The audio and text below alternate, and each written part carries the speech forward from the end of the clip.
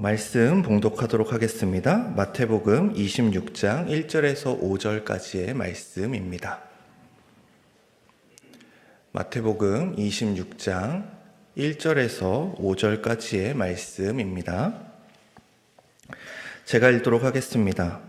예수께서 이 말씀을 다 마치시고 제자들에게 이르시되 너희가 아는 바와 같이 이틀이 지나면 유월절이라 인자가 십자가에 못 박히기 위하여 팔리리라 하시더라.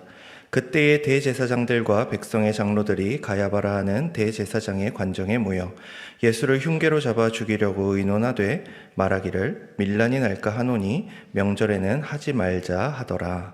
아멘. 네, 우리 옆에 분 인사하겠습니다. 사랑합니다.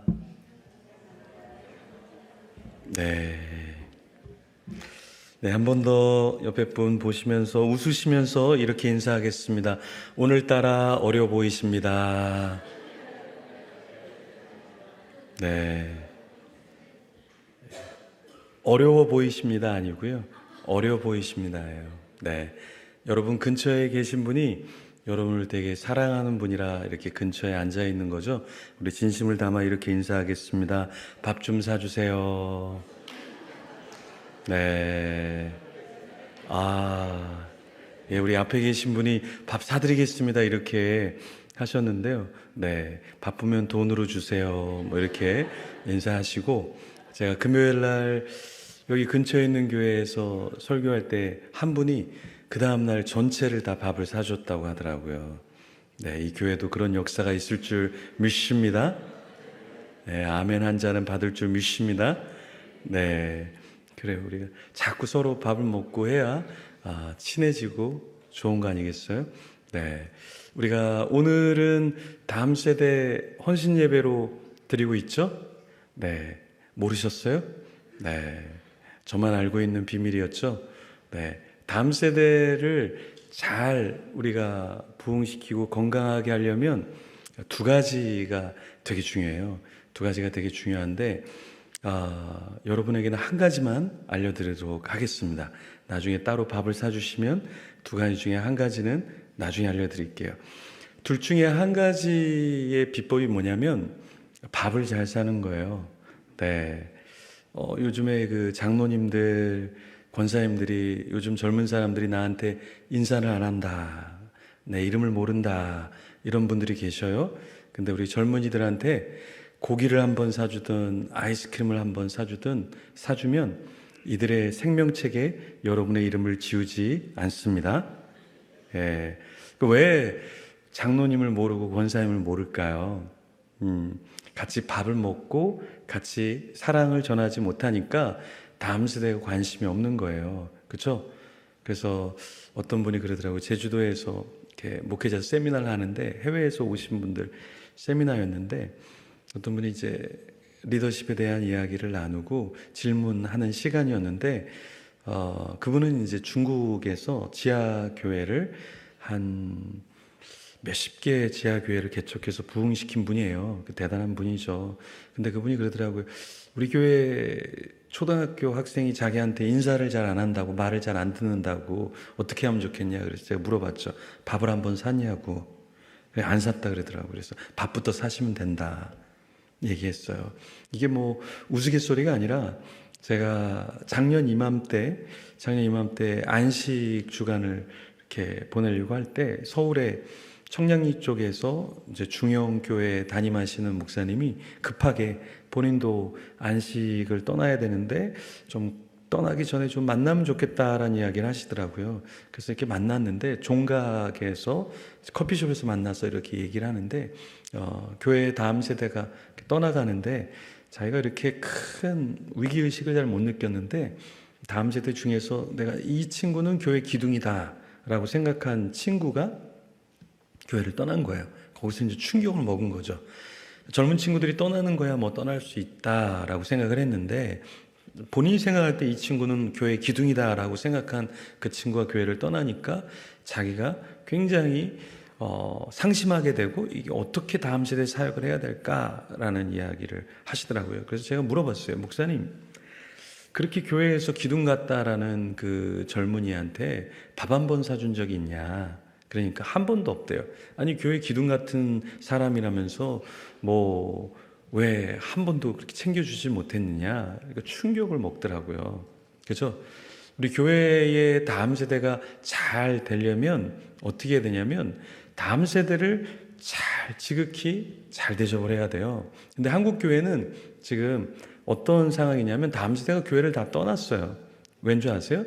우리 교회가 나를 서자 취급하니까, 나를 예수님처럼 대해주지 않으니까, 그러니까 다음 세대들이 이 교회는 내 교회가 아니다 해서 다 떠난 거예요. 다 떠난 거예요. 근데 사실 뭐 이 교회만 떠난 건 아니고 한국 교회에 제가 계속해서 이렇게 다니면서 말씀을 전하고 교회 상황을 이렇게 접해보면 대부분 이제 한국 교회의 30대와 40대가 다 교회를 떠났습니다. 네, 이 교회도 마찬가지일 거예요. 여기 지금 예배당에 있지만 우리 50대, 60대, 70대 분들은 많이 계시지만 여기 30대, 40대들이 얼마나 있을까요? 30대, 40대가. 코로나 때 이전에 이미 30대, 40대는 교회를 다 떠났어요. 근데 코로나가 아주 좋은 기회를 줬죠. 교회를 안 나와도 되는.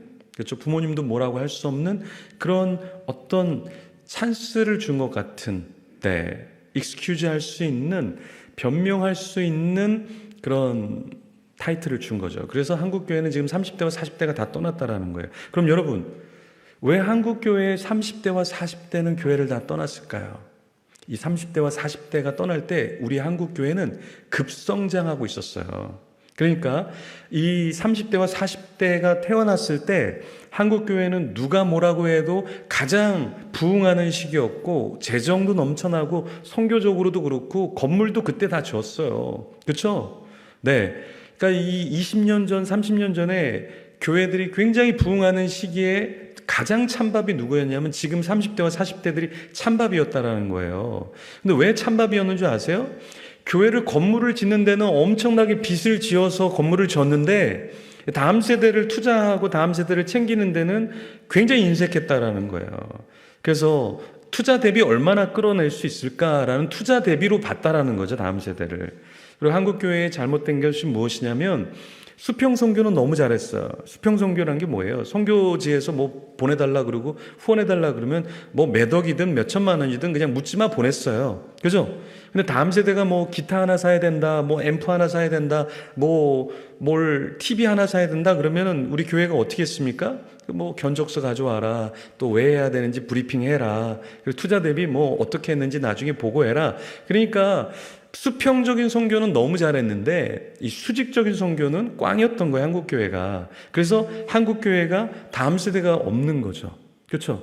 제가 큰 초대형 교회에서도 사역을 해보고 대형 교회도 해보고 저도 다 사역해보고 제가 또 탐방도 해보고 집회도 가보지만 한국 교회의 지금 다음 세대 투자율은 얼마냐면 5%가 안 돼요, 여러분.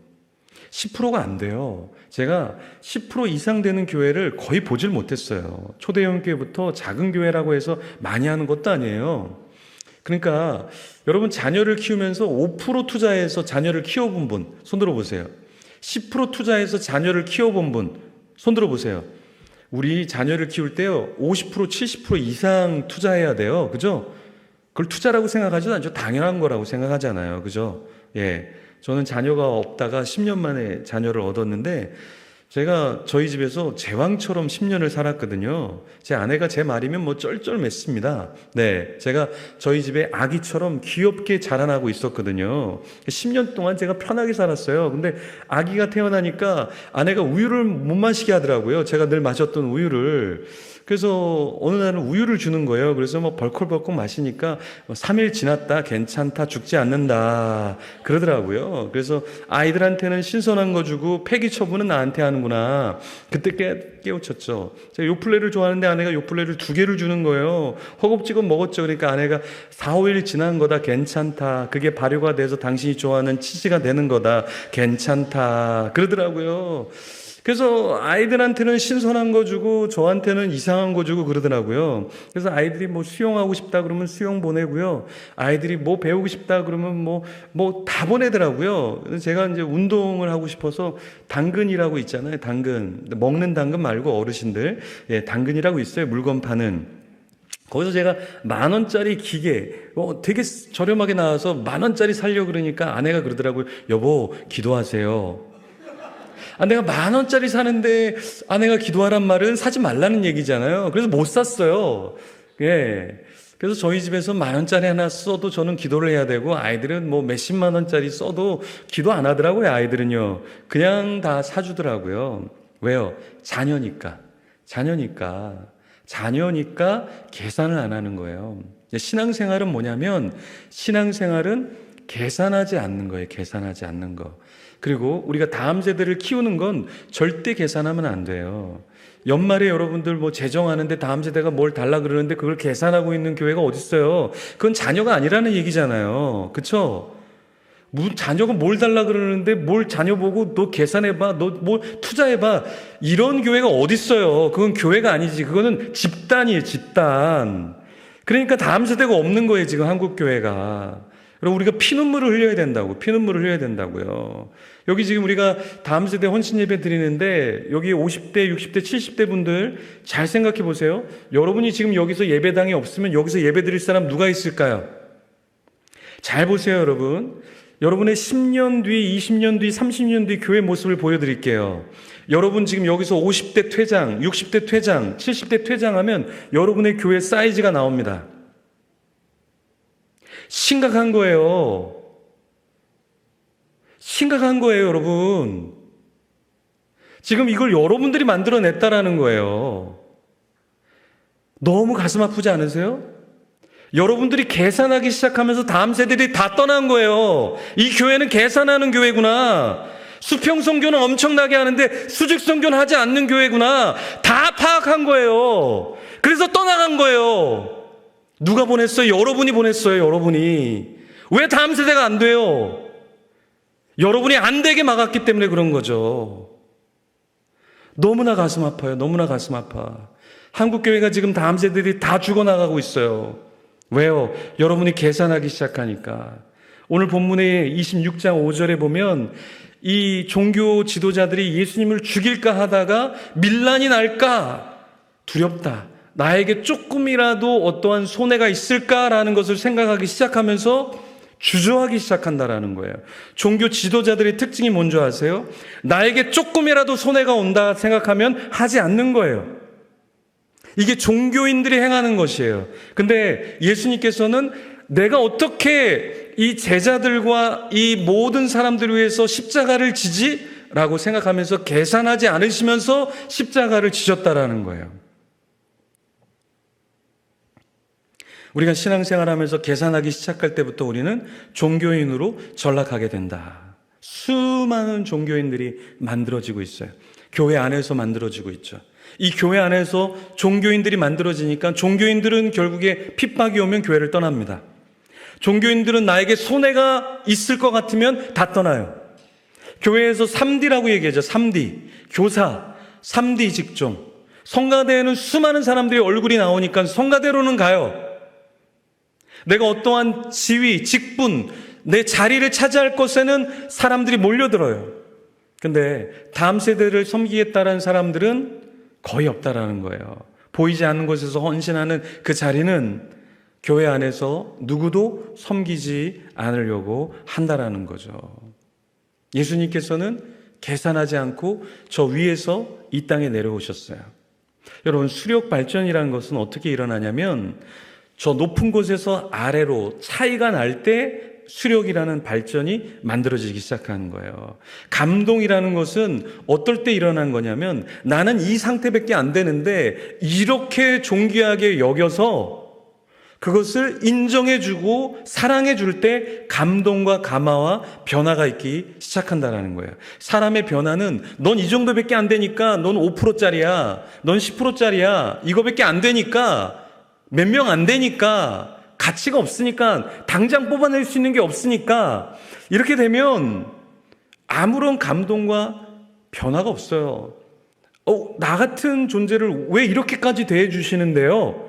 왜 우리 교회는 저를 이렇게 사랑해 주시는데요? 제가 이 교회의 기둥이 되겠습니다. 다 기둥이 되는 거예요. 근데 기둥이 없잖아요, 교회에. 왜 기둥이 없을까요, 여러분? 기둥으로 인정해주고 기둥으로 기대해주고 기둥으로 투자하지 않았잖아요. 그러니까 기둥이 없어지는 거예요. 기둥이 없는 교회는요, 무너져요. 예루살렘이 왜 무너졌습니까? 하나님 나라의 기둥이 없으니까 주님이 보실 때 그 예루살렘은 있으나 마나한 거예요. 그래서 어떻게 해요? 예루살렘이 무너지게 되잖아요. 무너지게 되잖아요. 그렇죠? 이 예루살렘이 무너지는 건 예레미야 5장 1절에도 보면 하나님께서 예레미야에게 그 시대에 너 예루살렘 거리를 빨리 왕래해봐. 그리고 공의를 행하는 사람, 정의를 행하는 사람 한 명이라도 찾으면 내가 이 성을 사해줄게. 근데 결국에는 한 사람을 찾지 못했잖아요. 한 사람을. 그래서 그 예루살렘이 무너질 수밖에 없었고 바벨론의 침공을 받을 수밖에 없었다라는 거죠. 이 시대도 마찬가지예요. 우리가 기둥을 세우지 않으면 우리의 교회는 무너진다라는 거예요. 한국 교회는 앞으로 5년, 10년, 15년, 20년 안에 한국 교회는 무엇 때문에 망하는 줄 아세요, 여러분? 무엇 때문에 망하는 줄 아세요? 교회 건물 때문에 망해요. 교회 건물을 유지하지 못해서 건물 때문에 망한다라는 거예요. 우리가 그렇게 찬란하게 빚을 져가면서 교회 건물을 지었지만 나중에 여러분 5년, 10년, 15년 뒤에 보십시오. 건물을 유지하지 못하는 교회들이 엄청나게 나올 거예요. 이미 유럽의 교회들은 건물을 유지하지 못해서 이슬람 사원으로, 술집으로 다 팔아서 넘기고 있고 이단에게 팔아서 넘기고 있다는 거죠. 한국 교회도 건물을 지었지만 건물을 유지하지 못해서 가장 많이 건물을 사는 이단이 어디예요? 하나님의 교회죠. 하나님의 교회. 하나님의 교회가 건물을 사서 십자가만 날려버려요. 하나님의 교회는 십자가를 사용 안 하거든요. 그러니까 교회 건물을 주위 사람들이 정 교회야라는 인식이 있는 그 건물들을 값싸게 사서 자기들의 종교 집단의 모임 장소로 만들어버린다라는 거예요. 우리 어르신들 빚을 내가면서 없는 돈 헌금해서 교회를 지었죠. 근데 우리가 놓친 게 있어요. 건물은 졌는데 건물의 다음 세대를 짓지 못한 거예요. 그래서 여러분들이 다음 세대를 짓고 싶으면 건물을 지었을 때 빚을 내서 투자했던 것처럼 다음 세대를 위해서 우리가 빚을 내서 투자하지 않으면 앞으로 5년, 10년 뒤에 여러분 교회는 다음 세대들이 없다. 이 교회만 그런 것이 아니라 한국교회 전체적으로 다음 세대는 없다라는 거예요. 건물을 짓는 데는 우리가 빚을 져서 투자를 했는데 보이는 사람에게는 우리가 투자하지 않는 지금 한국교회의 현실이라는 거죠. 큰 문제입니다. 큰 문제예요. 죽어가고 있는데 여러분의 교회의 그래프를 그려보세요. 다음 세대가 어떻게 줄어가고 있는지 여러분 그래프를 그려보세요. 그러면 우리 교회가 언제는 사라지겠구나. 전 세계에서 가장 먼저 사라질 나라가 어느 나라죠? 전 세계에서 가장 먼저 사라질 나라가 대한민국이라고 미래학자들이 얘기하고 있어요. 왜 그래요? 우리나라가 1970년대 평균 자녀수가 몇 명이었어요? 6명이었죠. 1980년대 평균 자녀수가 몇 명이었어요? 4명이었죠. 1920년대 평균 자녀수가 몇 명이었어요? 2명만 낳아 잘 기르자. 2명이었죠. 2000년대 평균 자녀수가 몇 명이었어요? 1명이었죠. 2010년에 평균 자녀수가 몇 명이에요? 0%대로 줄어들게 되죠. 지금 현재 다음 세대의 출생률 몇 프로입니까? 0.6, 전국 평균 0.7, 수도권 0.6, 이제 앞으로 0.5, 0.4, 0.3 될 거예요. 근데 이게 교회도 마찬가지라는 거예요. 교회 우리가 30년 전, 40년에 북만 치고 그냥 아이들 초코파이 하나 주면 자그마한 100명 모이는 교회도 아이들 200명 모으는 거는 순식간에 모았어요. 그죠? 100명, 200명 되는 교회가 300명, 400명 아이들을 성경학교를 했어요. 그죠? 근데 지금은 거꾸로예요. 지금은 500명 되는 교회도 아이들 50명 모으기가 하늘의 별 따기라는 거예요. 5,000명 모이는 교회도 아이들 500명 모이기가 굉장히 어렵다라는 거예요. 왜? 지금은 기독교의 쇠퇴기에 우리가 접어들었기 때문에 아이들이 적은 것도 문제이지만 훨씬 더 문제는 기독교에 대한 반감, 기독교에 대한 사람들의 인식이 바뀌었다라는 거예요. 그러니까 그 인식은 외부에서만 바뀐 게 아니라 이 내부적으로도 아이들이 우리 교회는 나한테 투자하지 않아. 우리 교회는 나를 서자 취급해라는 것이 아이들의 생각 속에 깊이 박혀 있다라는 거예요. 제가 집에 있는데 잠실에 사역할 때인데 운동장이 있어요. 잠실 체육관이 있는데 야구 소리가 얼마나 큰지 몰라요. 야구 소리가 얼마나 큰지 몰라요. 너무 커요. 그러니까 자녀들이 야구 한번 보러 가자. 야구 게임도 볼 줄 모르는 친구들은 소리가 너무 크니까 가보고 싶은 거죠. 저는 야구를 하는 걸 좋아해도 보는 걸 제가 좋아하지 않는데 팀도 없고 안 가고 싶은데 자녀들이 가자 그러니까 갔어요. 갔는데 너무 재미가 없는 거예요. 아이들은 계속 치킨만 먹고 있고 얘네들은 야구를 보러 왔나 치킨을 먹으러 왔나 계속 치킨만 먹고 볼 줄 알아야죠. 어린 아이들이 뭐 알겠어요. 유치원 아이들이. 근데 1회가 끝나고 1회 말이 끝나는데 제가 놀라운 광경을 봤어요. 놀라운 걸 봤어요. 그 야구장에 한 사람이 나오더니 뭐 퀴즈를 내더라고요. 퀴즈를 내니까 어떤 사람이 맞췄어요. 그러더니 갑자기 퀴즈를 맞힌 사람한테 가족 전체 제주도 3박 4일 비행기와 숙박권 하고 주더라고요. 와, 복음이 교회가 아니라 거기에 있더라고요, 보니까. 그리고 경기가 또 하고 또 한 다음에 또 게임을 한대요. 그러면 뭐 서로 막 손을 들더라고요. 왜 저렇게 열심히 게임을 하려고 그러는가 봤더니 게임 한 사람이 1등한 2명이 게임했는데 딱 1등 하니까 뭐라 그러냐면 현찰 50만 원 이러더라고요. 거기에 복음이 있더라고요. 여러분, 우리 다음 세대에 사역하는 우리 부서 이렇게 하면 돼요. 이번 주에 전도사님이나 목사님이 설교하고 내가 설교한 뒤에 끝에 문제 하나 내겠다. 우리 교회는 50만 원 많이는 줄 수 없다. 49만 원 줄게. 문제 하나당. 네. 그럼 어떻게 될까요? 이 지역부터 북한에서도 올 거예요, 아마. 퀴즈 맞추러. 네. 미국에서도 올 거예요, 아마. 필리핀에서도, 필리핀 왔다 갔다 해도 뭐 비행기 값 얼마 안 되니까 필리핀에서 와도 여러분 예배 참석하고 갈 거예요. 50만 타고 가면, 50만 원 타면 이거 수지 맞는 장사 아니겠어요? 그죠? 제가 야구장에서 복음을 봤어요, 복음. 한국교회가 예전에 그렇게 했는데, 한국교회가 옛날에 그랬는데, 지금은 한국교회가 거꾸로가 돼갖고 1년 내내 개근했는데, 개근상을 5,000원짜리 줄까, 7,000원짜리 줄까, 이거 갖고 막 싸워요. 애들이 5,000원짜리 주면 뭐라 그러는 줄 아세요? 메이드 인 차이나, 날 뭘로 보는 거야? 하고 다 쓰레기통에 버려요, 여러분. 교회에서 주는 건 다 쓰레기로 가야 돼. 이렇게 되는 거예요. 5만원짜리, 만원짜리, 1,000원짜리가 만났다 그랬죠? 5만원짜리 보고 너 어디 갔다 왔니? 그러니까 난 백화점 갔다 왔어. 그러니까 만원짜리, 야, 넌 어디 갔다 왔어? 시장에 갔다 왔어. 1,000원짜리 넌 어디 갔다 왔어? 난 교회 돌다가 왔어. 무슨 말을 하는 거예요, 지금? 우리 교회가 세상을 선두로 섬기고 희생했던 것이 교회예요. 그죠? 근데 교회가 너무 인색해. 기독교 기관이 너무 인색해. 네, 저희 자녀를 낳았던 병원이 있는데 파티마 병원인데 병원비가 너무 비싸요.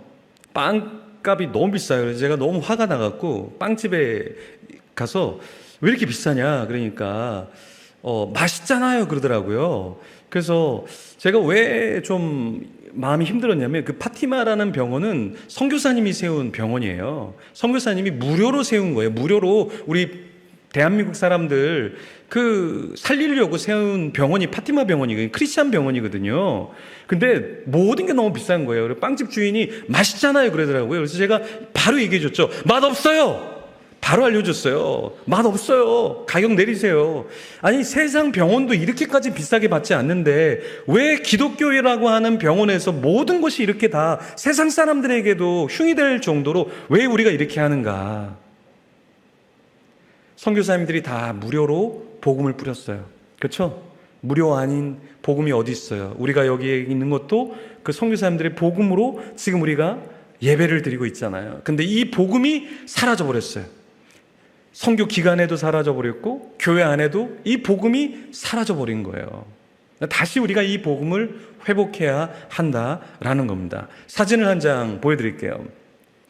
자, 이게 뭘까요? 이게 뭘까요? 예, 연어예요, 연어. 여러분이 잘 드시던 거. 네, 뭔지 모르고 그냥 막 드신 거예요. 예, 연어인데 여기 보면은 약간 좀 너덜너덜하게 상처가 있죠. 네, 이 연어는요, 자기가 태어났던 계곡에서 태평양 바다로 가서 2만 킬로를 갔다가 내비게이션이 없이 다시 옵니다. 사진은 한 5초 정도만 띄워주세요. 제 얼굴이 너무 흉측해도. 네네. 연어보단 그래도 낫잖아요. 그죠? 내비게이션이 없이 2만 킬로를 갔다가 오는데 이 연어의 특징은 산란을 할 때는 2만 킬로를 가는 동안 먹지도 않는다. 그래서 연어가 계곡에 와 있는 걸 보면 악취가 나요, 악취가. 네, 이 밖에 몸은 가시에 찔리고 나무에 찔리고 뭐 돌에 부딪히고 그래서 몸이 너덜너덜해요. 그래서 산란하면 다 죽어요. 계곡에서 다 죽어요. 자녀, 다음 세대를 넣기 위해서 자기를 돌보지 않는 거죠. 연호가 올라가는 걸 여러분 직접 보시면 이런 계곡, 폭포 같은 데를 이렇게 올라갈 때 가운데로도 올라가지만 대부분 이 바위에 자기 몸을 튀겨서 반동으로 올라갑니다. 반동으로. 그러니까 자기 몸을 부딪혀서 아프겠지만, 그리고 가시가 이렇게 나무 가지죠. 나무 가지가 있는데 그 나무 가지를 삐집고 들어오다 보면 긁히거든요, 몸이.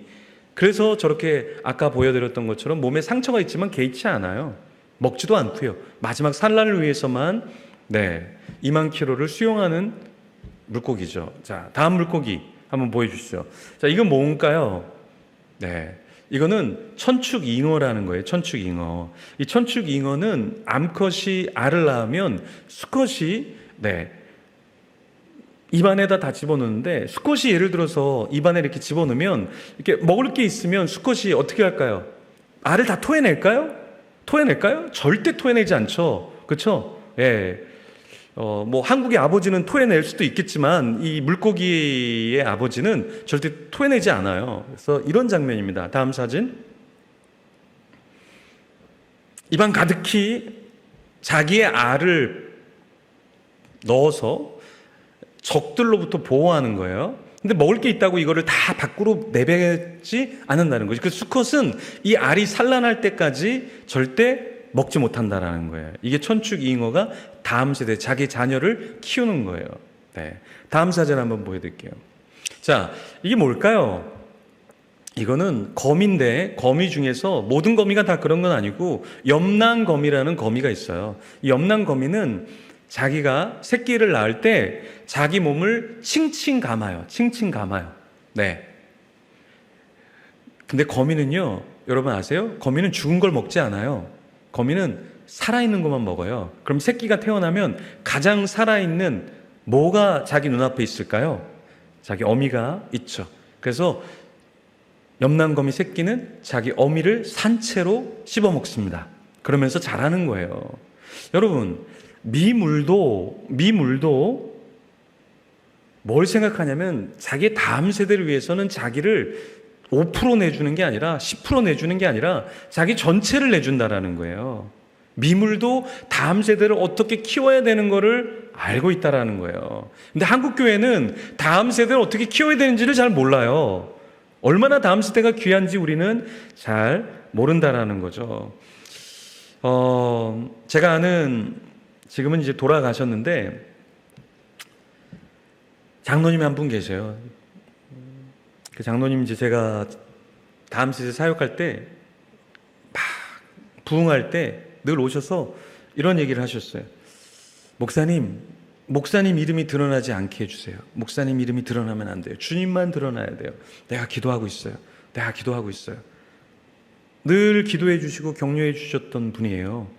근데 어느 날 사무실에 이렇게 있는데 그 장로님이 오셔서 갑자기 말을 거시면서 그 교회 사무실에서 장로님이 자기가 인생에서 가장 맛있게 먹었던 빵이 있다, 그러면서 빵 얘기를 하시는 거예요. 그 빵이 뭐냐면 이분이 미군 부대에서 일을 하셨어요. 그러니까 수십 년 전에 미군 부대에서 일을 하니까 그때는 달러로 돈을 받았으니까 돈을 꽤 많이 받으셨겠죠. 근데 이분이 뭘 했냐면 야학을 했어요. 야학. 배우지 못한 사람들, 젊은이들 배울 수 있도록 야학을 만들어서 이제 학교의 과정을 만들어줬어요. 근데 거기에 돈이 이제 너무 많이 드니까 이제 겨울에 연탄 같은 것은 배달을 못 시키고 연탄을 사다가 이제 니아카로 언덕 아래에서 위에까지 오르고 또 그렇게 해서 이제 조금 싸게 연탄을 이렇게 구입해서 떼워서 공부를 시켰던 거죠. 근데 그 언덕 아래에서 이렇게 올리는데 이게 보통 쉬운 게 아니라서 속력을 막 아래서 내서 위에서 올라갔고 딱 오른 다음에 딱 주차를 시키고 그때 먹었던 빵, 사장님 그게 저는 제일 맛있습니다. 제일 맛있었습니다. 라고 얘기하더라고요. 나중에 이제 이 자녀분이 2명이 있는데, 3명이 있는데, 그 중에 첫째 따님은 사모님이 됐고, 둘째 아드님은 선교사님이 됐고, 이제 셋째 분은 선교를 준비하는 이제 목회자가 됐는데, 그 둘째와 셋째 그 아드님을 만나서 이야기를 하는데, 자기는 어렸을 때 한 번도 과일을 먹어본 적이 없대요. 예? 아니 장로님이 그렇게 돈을 많이 버셨는데 어떻게 과일을 한 번도 먹어본 적이, 수박을 한 번도 먹어본 적이 없대요. 그래서 너무나 신기해서 아니 왜요? 그러니까 아버지가 번 돈을 다 야학에 다 100%를 투자하셨대요. 그래서 장로님이 이런 얘기를 하시더라고요. 자기가 권사님한테 제일 미안했을 때가 언제냐면 야학을 위해서 돈이 없으니까 결혼식 때 줬던 금반지 그거를 전당포에 가서 돈으로 좀 바꿔와라 라고 얘기했을 때 권사님이 2층으로 계단을 이렇게 올라가는데 그 모습을 보고 자기가 권사님한테 가장 미안했다라는 거예요. 근데 이 장로님은 끝까지 기도하시다가 교통사고를 당하셔서 기도하시러 가는 길에 나오시다가 이제 소천을 하셨는데요. 평생을 자기가 그 시대에 미군 부대에서 일을 하면서 고위직에서 돈을 많이 벌었지만 그것을 자기와 자기 자녀들을 위해서 쓴 게 아니라 다음 세대를 위해서 누구보다 열심히 삶으로 헌신하신 분이에요. 그래서 제가 다음 세대 사역을 할 때 저를 위해서도 많이 기도하고 그러면서 많은 멘토 역할을 해주셨던 분이에요. 여러분, 우리의 모델이 세상의 가치관과 흐름이 돼서는 안 된다. 세상의 투자의 개념이 교회 안에 너무 많이 들어와 있어요. 근데 그것이 우리 안에 들어와 있는 것이 아니라 예수님의 마음이 우리 가운데 들어와 있어야 된다라는 거예요. 예수님은요, 베드로를 볼 때 베드로가, 잘 보세요, 예수님을 따를 때도 똑같은 눈으로 바라보시고 베드로가 자신을 3번 부인할 때도 예수님은 째려보지 않으셨을 거예요. 만약에 예수님이 그걸 째려봤다면 부활하신 뒤에 그 제자들이 갈릴리 바다에서 자기들 먹고 살겠다고 낚시질하고 예수님을 버리고 간 제자들에게 가서 물고기와 떡을 준비해서 먹여주시려고 했을까요? 예수님은 똑같이 그 제자들을 보셨다라는 거예요. 그 제자들이 예수님이 보실 때 이용 가치가 있기 때문에 사랑의 눈으로 봐주시고, 너희가 나를 어떻게 버릴 수 있어? 너희들이 나를 어떻게 버릴 수 있어? 그래서 예수님이 그 제자들을 아주 따가운 눈총으로 보신 게 아니라 똑같이 대해 주셨다라는 거예요. 다 버리고 간, 자기 먹고 살겠다고 다 자기 길로 간 제자들을 찾아가서 자기들이 필요한 허기진 그 제자들에게 먹을 것을 주셨다라는 거죠.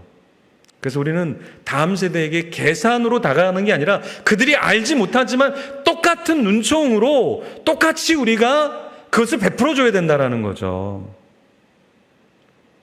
우리가 받은 사랑이 있지 않을까요? 여기 교회에 계신 분들은 교회에서 받은 사랑이 있어요. 나를 키워줬던 교사 선생님이 나에게 줬던 사랑이 있어요. 여러분, 우리는 자랄 때 교회에서 했던 메시지는 기억이 나지 않아요. 메신저의 삶이 기억나는 것이죠. 여러분, 여기서 초등학교 때, 국민학교죠. 국민학교 때, 중학교 때, 고등학교 때, 대학교 때 교회 다닐 때 여러분 설교자의 설교 기억나세요? 저는 하나도 기억이 안 나더라고요. 근데 저를 사랑으로 기도해주고 함께했던 선생님의 그 얼굴과 표정과 모습은 생각이 나더라고요. 같이 체조했던 거, 같이 여러분 성경학교 했던 거, 노래 배웠던 거, 그게 노래가 어떤 노래인지는 모르지만 같이 노래했던 그 장면, 그 메신저와 함께했던 삶이 기억에 남더라고요. 그죠? 메시지는요, 기억에 남지 않아요. 메신저의 삶이 우리를 치고 우리를 변화시키는 것이죠. 그래서 우리는 메신저의 삶을 우리가 다음 세대를 위해서 살아줘야 된다라는 거예요. 그래서 제가 여러분들 다음 세대를 위해서 밥을 사라고 얘기한 거예요. 지금 다음 세대 캠프를 하고 있어요. 수련회를 하고 있어요. 집회를 하고 있어요. 그러면 여기에 장로님, 여기에 권사님들은 가만히 있으면 안 돼요. 가만히 있으면 안 돼. 가만히 있으면 안 돼. 아이스크림이라도 부서에 가서 아이스크림이라도 사주세요. 아이스크림. 네, 우리 청년들은 아이스크림 별로 안 좋아해. 고기 좋아해요. 고기 좋아해. 청년들 맞아요? 네, 맞다 그러잖아요. 네, 그럴 때는 크게 얘기하는 거예요. 아멘으로 크게 얘기하는 거예요. 예, 우리 청년들은요, 돈 좋아하고요, 고기 좋아하고요. 예, 맞죠? 다 좋아해요. 타락해서 다 좋아해요. 예. 괜찮아요. 젊었을 때는 어거스틴도 타락했다가 주님께 와서 크게 쓰임을 받았잖아요. 이미 타락해 있는데 좀 더 타락해도 괜찮아요. 여러분, 가만히 있으면 안 돼요. 권사에 안수 집사가 왜 있는 거예요? 안수 집사님이 왜 있는 거예요? 몰랐죠? 왜 있는지 몰랐죠? 다 안수 집사님들 모여서 회의를 하세요.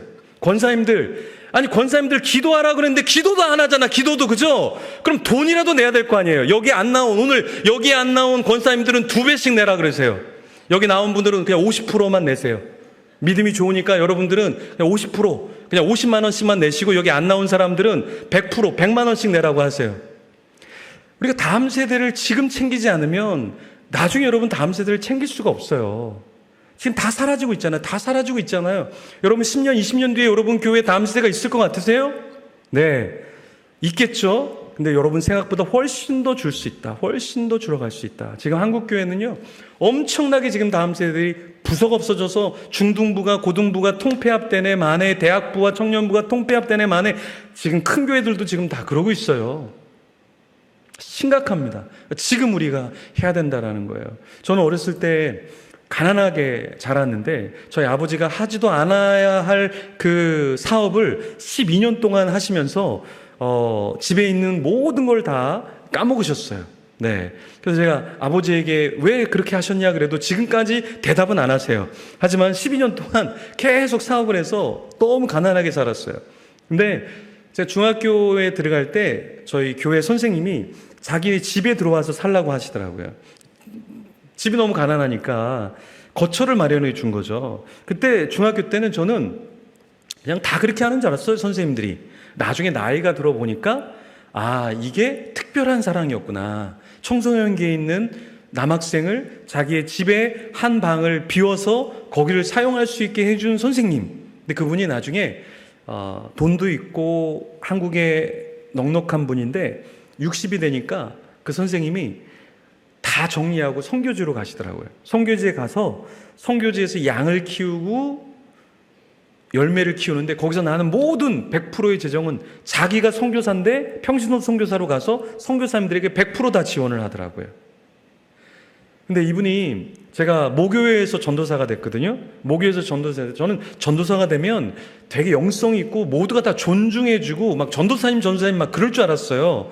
근데 교회 장로님이 어이 이렇게 부르더라고요. 근데 난 어이가 아닌데 난 전도사인데 근데 영화나 이렇게 해서 저 타락한 저 믿음 없는 장로님 이렇게 생각을 했는데 나중에 보니까 제가 보니까 전도사는 나부랭이구나. 아무것도 모르면서 이 뽕만 많이 들어간 그런 존재구나. 그렇죠? 여기 교회에 우리 교만한 전도사님 계시면 잘 들으세요. 전도사 나부랭이에요. 제가 보니까. 근데 저는 그 당시에는 내가 신학을 하는데 하나님의 종인데 이렇게 생각했는데 착각하고 있었던 거죠. 제가 나이가 들어보니까 이 전도사는 참 많이 부족한 그 교회 짐이구나 이런 생각을 해야 되는데 그때는 왜 그랬는가 몰랐는데 하여튼 좀 서운했어요. 근데 그 선교사로 나간 저의 선생님이 제가 전도사가 되는 순간부터 저한테 영화나가 아니라 전도사님 지금도 만나면 목사님 그러셔요. 그래서 저는 그분이 저를 전도사라고 불러줄 때 내가 생각한 것처럼 나는 전도사고 설교도 할 줄 알고 교회 사역도 잘하는 그런 전도사인 줄 알았어요. 근데 알고 보니까 제가 전도사이기 때문에 전도사라고 불러준 게 아니라 그분이 선생님이었기 때문에 저를 존중해주고 이끌어줬던 것이더라고요. 우리 다음 세대 우리가 섬길 때 부족하고 연약하죠. 근데 그 모습을 보면 안 되고 우리가 조금 더 미래의 모습을 봐야 되지 않을까. 그래서 저는 초등학교 다닐 때 공부를 너무 못했어요. 우리 친구들은 수음이 안가를 잘 모를 사람도 있는데 옛날에 한 300년 전에 학교에서 시험을 보고 수음이 안가 이렇게 매겼어요. 옛날에. 저는 선생님들이 성적을 매기기에 굉장히 쉽게 집에 다 가로 깔았어요. 그러니까 50점이 다, 그러니까 너무 슬프다잖아요, 아이가. 어떻게 그럴 수 있냐, 울잖아요. 그쵸? 근데 저는 울지 않았어요. 너무 재밌었어요. 한글도 모르는데 맨날 지렁이 글씨 썼다. 친구한테 자랑했어요. 네. 근데 선생님이 저를 너무 사랑하시더라고요. 자꾸만 나무래요. 애들은 집에 보내는데 저는 자꾸 나무래요. 선생님이 그렇게 저를 애착을 가지시더라고요. 그러지 않아도 되는데 그때부터 선생님이 저를 겸손이라는 걸 가르쳐 주시더라고요. 자꾸만 엎드려 있으래요. 저는 일어나고 싶은데 그래도 또 그때부터 겸손히 뭔가를 저에게 알려주시는 거예요. 그래서 자꾸만 밤을 주신다는 거예요. 저는 먹고 싶지 않다 그러는데 자꾸 꿀밤을 주시면서 별을 보여주게 하시는 거예요. 그래서 제가 신비의 세계를 그 어릴 때부터 이 별이 빛나는 영성의 세계를 제가 경험을 했다라는 거죠. 근데 초등학교 2학년 선생님이 그렇게 저를 남게 하고 막 했는데, 성적표를 제가 지금 초등학교 2학년 거를 아직도 갖고 있는데 너무 적나라하게 글을 적어 놓으셨어요. 이 아이는 읽을 줄은 조금 하나 쓸 줄은 모름. 학습 태도 산만. 네. 발음이 부정확함. 뭘 그렇게 정확하게 적어놔요. 그냥 기도가 필요함. 뭐 이래야지. 죽기 전에 그 선생님만 한번 만나고 싶어요. 예. 아니 뭘 그렇게. 그래서 저는 너무 내성적이라 고등학교 들어갈 때까지 내성적인 사람은 입술이 떨려요. 알아요? 내성적인 사람은 입술이 막 떨려요. 근데 저는 고등학교 들어갔는데 볼살이 막 떨리는 거예요. 저는요, 너무 내성적인, 정말 내성적인 사람이라 저는 교회도 떠났어요. 교회 부적응자. 교회 떠났어요. 교회 떠났는데요, 한 형이 주일마다, 1년 동안 주일마다 저를 찾으러 오더라고요. 그래서 저 형을 보고 가야 되겠다. 그래서 저는 교회를 나왔어요. 그리고 교회를 나온 다음에 제가 어떻게 했냐면, 윗동네, 아랫동네를 그 형이 저한테 했던 똑같이 윗동네, 아랫동네 매일 똑같이 친구들한테 가서 했어요. 그래서 제가 전도를 엄청나게 했어요. 한 친구는 한 2년 정도를 찾아가니까 그 어머니가, 야, 경복아, 영환이 봐서 좀 나가라. 그래서 경복이 그 자식이, 그 친구가 2년 뒤에 교회를 나왔어요. 지금도 교회를 다녀요. 그 친구는요, 되게 부잣집 아이라 막 주일학교 아이들 아이패드 필요하다 그러면 아이패드 막 사주고 이런 친구예요. 진짜 돈이 많아서 땅 부자였는데 그게 다 개발이 돼갖고 엄청나게 부자. 저한테 뭘 주지 않는데 하여튼간 교사하면서 아이들한테 맛있는 걸 사주는 친구인데, 여러분 저는요 제 어렸을 때 삶을 보면 말도 못해, 학교에 부적응자야 그랬는데, 제가 극동방송에서 방송도 하고 CTS 나가서 이야기도 하고 한미주 나가서도 하고, 제가 다음 세대를 위해서 글도 몰랐던 아이가 25권 제가 책을 했어요. 그래서 유학도 갔다 왔고, 유학 가서 제가 공부한 게 성서학을 공부했어요. 그래서 시리아어, 아람어, 고대 사본, 히브리어, 헬라어, 제가 언어만 공부를 했어요. 제 20대와 30대는 언어만 공부했어요. 네. 하나님이 부르심이 있어서 제 비전이다 생각하고 언어만 공부했어요. 그래서 저의 어릴 때 모습을 보고 제 지금 모습을 보면 저는요, 사람이 이렇게 조금 있는 것보다 몇천 명 많을수록 저는 훨씬 더 편해요. 어렸을 때는 한 명이 부담스럽고 그 학급의 몇 명이 참 부담스러웠는데, 하나님이 저를 어렸을 때의 모습과 지금 모습은 너무나 큰 차이가 있게 만들어 주셨어요. 근데 그 선생님은 저를 보셨던 것 같아요. 아니, 보지 못해도 저를 존중해 주셨어요. 영하나 부르다가 제가 전도사가 됐을 때, 제가 목사가 됐을 때 누구보다 먼저 목사님, 지금도 그렇게 인격적으로 정말 가식적으로 목사야 이런 것이 아니라 진실되게 해주셨다라는 거예요. 그래서 우리에게는 누가 필요하냐? 지금 시대는 예수님을 닮은 십자가를 지는, 예수님의 마음을 가진 사람이 우리에게 필요하다라는 거예요. 십자가를 지는 교사, 십자가를 지는 장로, 십자가를 지는 안수집사, 십자가를 지는 권사, 그런 사람이 지금 필요한 거예요. 사진을 하나 보여드릴게요. 이거는 보쉬가 1480년, 1500년경에 그림을 그렸는데 21세기에 그릴 법한 그림을 그렸죠. 21세기에 그리고, 근데 여기 십자가를 잘 보세요, 여러분. 누가 십자가를 지고 있어요? 예수님만. 저기에 군인, 유대인, 종교 지도자, 안악내, 누구도 십자가 곁에 있지만, 십자가에 손을 대고 있지만 십자가를 지는 사람은 아무도 없다라는 거예요. 이게 뭐냐? 지금 한국 교회의 우리의 모습이라는 거예요. 교회는 나와 있지만 십자가를 지는 직분자는 찾아보기 어렵다라는 거예요.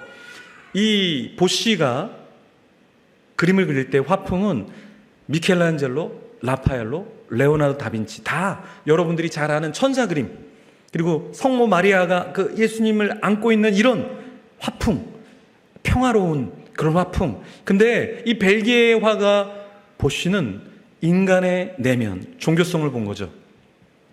평화로운 종교 시대에 교회 안에는, 성당 안에는 십자가를 지는 사람이 없다라는 것을 신랄하게 꼬집은 거죠.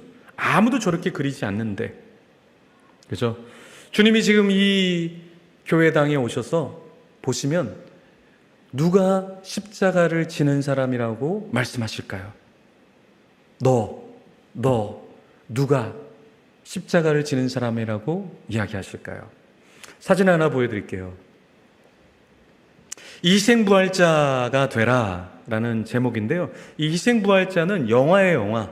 네, 제가 교역자들하고 같이 봤는데 저희가 몇 명 교역자 같이 보니까 영화가 흥행이 안 돼서 그냥 빨리 내려진 영화인데, 사실 이 희생부활자 영화는 저는 굉장히 감동 있게 본 영화예요. 희생부활자란 건 그냥 영화의 스토리예요. 어떤 사람이 억울하게 죽으면 그 억울하게 죽은 사람이 억울하게 죽인 사람에게 나타나서 보복을 하는 그 스토리예요. 근데 갑자기 주인공의 어머니가 주인공에게 나타난 거예요. 그러니까 정보부에서 저 검사가 아들이 검사인데 아들이 죽였구나. 그래서 정보원들이 이 아들이 죽인 것을 가정하고 어떻게 죽였을까를 찾는 거고, 아들은 자기가 죽이지 않았잖아요. 엄마가 억울하게 죽었구나. 오토바이 전에 7년 전에 억울하게 죽은 오토바이 사고가 그냥 사고가 아니라 엄마가 억울하게 죽은 것이구나 라는 것을 알고 이제 아들이 죽이지 않았기 때문에 억울한 엄마의 죽음, 그래서 그것을 파헤치는 스토리예요. 근데 알고 보니까 아들이 이 시험에, 변호사 시험에 합격을 한 거예요. 합격하니까 너무 기분이 좋아서 술을 많이 마신 거예요. 그리고 엄마가 트럭 운전을 하면서 트럭에서 배추를 팔고 야채를 파는데, 엄마가 이렇게 집에 들어왔는데 트럭을 놔뒀는데 아들이 만취 상태에서 트럭을 몰고 어디를 갔다 온 거예요. 근데 엄마가 아들이 들어왔는데 밖에를 나가보니까 비가 오고 있었는데 트럭 앞에 피가 묻어 있는 거예요. 그래서 엄마가 다시 아들이 갔을 법한 장소로 백을 해서 가보니까 여자아이가 죽어 있었던 거예요. 엄마가 그걸 은폐하였죠. 그래서 그 여자아이가 너무 억울하게 죽게 되면서, 그래서 다시 희생부활자로 그 남자에게 나타났는데, 엄마는 그 아들을 죽일 수가 없으니까 아들을 살리려고 희생부활자로 온 거예요. 그리고 마지막 씬이 뭐냐면, 아스팔트 위에 엄마가 무릎을 꿇어요. 비가 철철 오는 그 비 오는 날에 엄마가 자기의 이마를 아스팔트에 찧어요. 피가 나죠. 그 피가 날 때 엄마가 이렇게 얘기해요. 우리 아들은 죄가 없습니다. 저 자신이 죄인입니다. 저에게 모든 죄를 넘겨주시고 저를 죽여주세요 하고, 그 나이든 엄마가 그 꼬마 소녀에게 빌면서 자기를 죽여달라고 이야기를 하는 거예요. 저는 그게 예수님이 우리의 죄를 지시면서 우리 이 사람들에게는 죄가 없이 나에게 모든 죄를 다오, 내가 죽을게, 이 사람들에게는 문제가 없어 라는 예수님의 모습으로 보였어요. 그래서 너무 눈물이 나는 그런 장면이었어요. 여러분, 지금 우리 교회에는 어떤 사람이 필요한가? 희생부활자.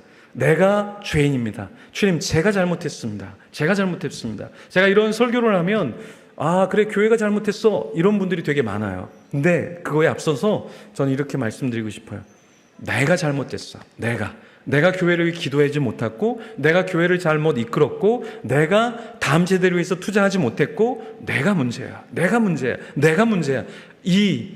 희생 부활자가 되지 못한 것을 우리는 고민하고 아파해야 한다라는 거예요.